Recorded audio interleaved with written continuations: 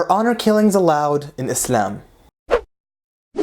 Assalamu alaikum, what's going on everybody? We hear too many stories, unfortunately, of honor killings in places like the Middle East, Southeast Asia, some parts in Africa, and most recently, the case of Israa Ghareeb. For clarification purposes, I'm going to break down this video into two parts: religion and culture. First of all, in Islam, there is absolutely no basis, no justification for killing anyone out of honor, especially a wife or a daughter, simply because they quote-unquote brought shame to the family by disobeying orders. Let's provide context. In pre-Islamic Arabia, before the message of Islam was spread, the Arabian Peninsula was mainly inhabited by Arabs who worshipped idols. These were pagan Arabs, polytheists, and they had some horrific traditions. Let's put it that way. One of the worst traditions they had was burying their daughters alive. Yeah, you heard that right. Not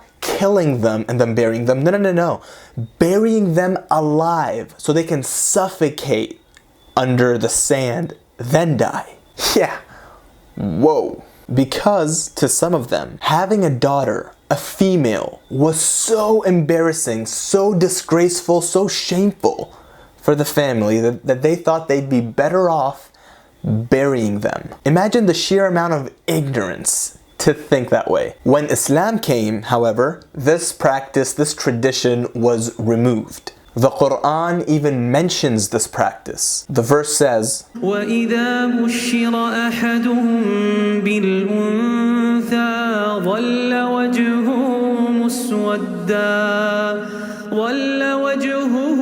مسودا وهو كظيم يتوارى من القوم من سوء ما بشر به أيمسكه على هون أم يدسه في التراب ألا ساء ما يحكمون. When one of them was brought news of a daughter, their face became blackened with shame. That was the description of the pagan Arabs who committed this ritual. In another verse, Allah subhanahu wa ta'ala says in the Quran, وَإِذَا الْمَوْءُودَةُ سُئِلَتْ بِأَيِّ ذَنبٍ قُتِلَتْ.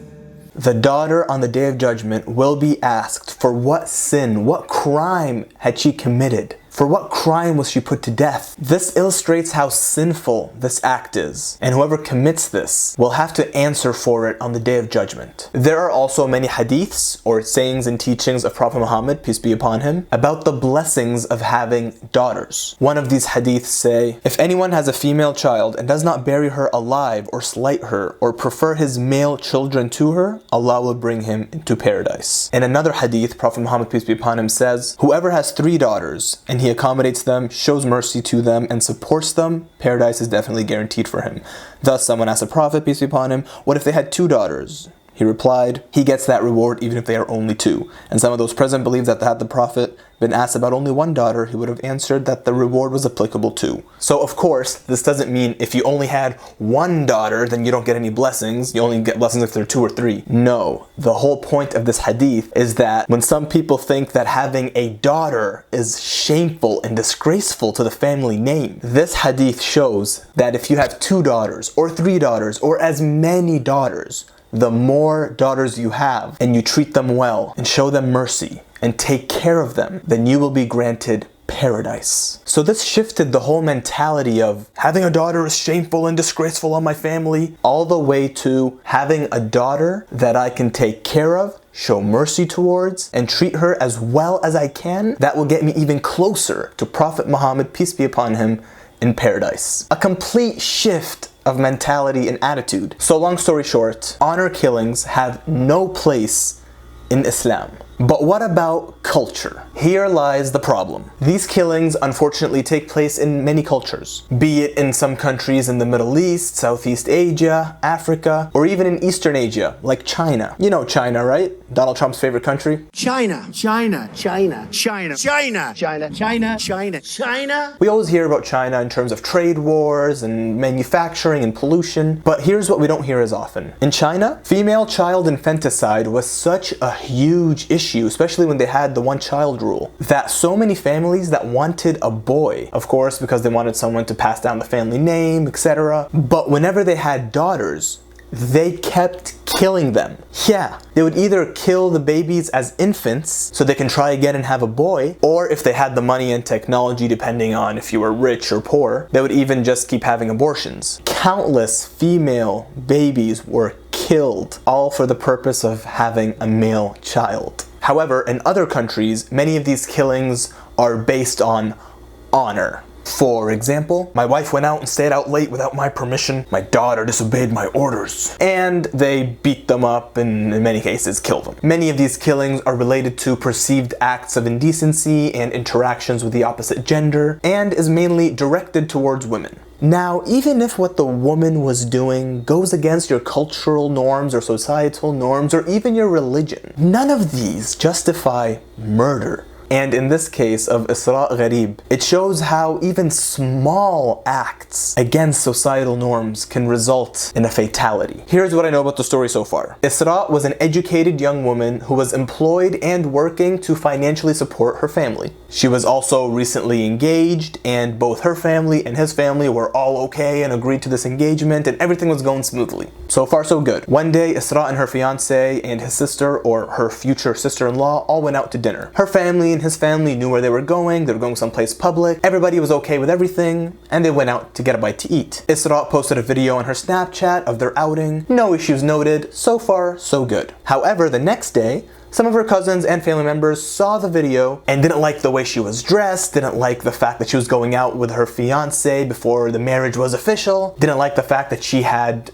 more makeup than was acceptable, and they started making a lot of noise and went to her father. They saw this as shameful and disgraceful to the family name, so they started manipulating the father. They accused him of being okay with this and being silenced by her because she's the one that takes care of the family financially and he can't do anything about it. Now, I'm gonna take a pause right now. There are multiple things wrong here. Number one, the fact that these family members are getting themselves over-involved in a life that is none of their business. Number two, attempting to toy and manipulate with the father's emotions and manliness by essentially saying, you're not man enough to take control of your family. Hell, how could you? You can't even take care of them financially.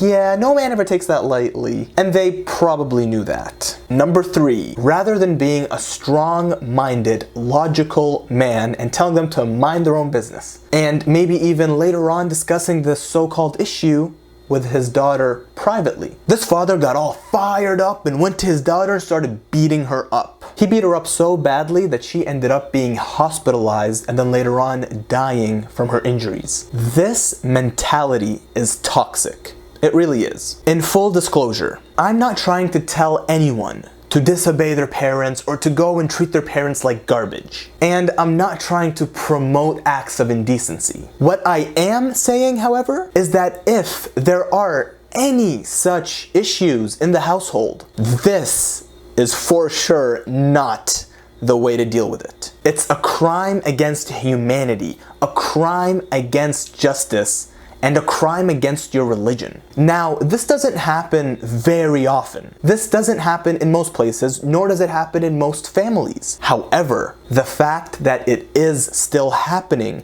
is the problem. In conclusion, I really don't know what the solution is. I don't really know how to solve this issue, but here's what I do know. The first step in solving any issue is acknowledging that the issue exists. Thank you very much for watching. I hope this video helped educate some people and shed some light on this topic and the difference between religion and culture in this awful tradition. Don't forget to share this video. I'm That Muslim Guy, and until next time, Assalamu alaikum, peace be with you.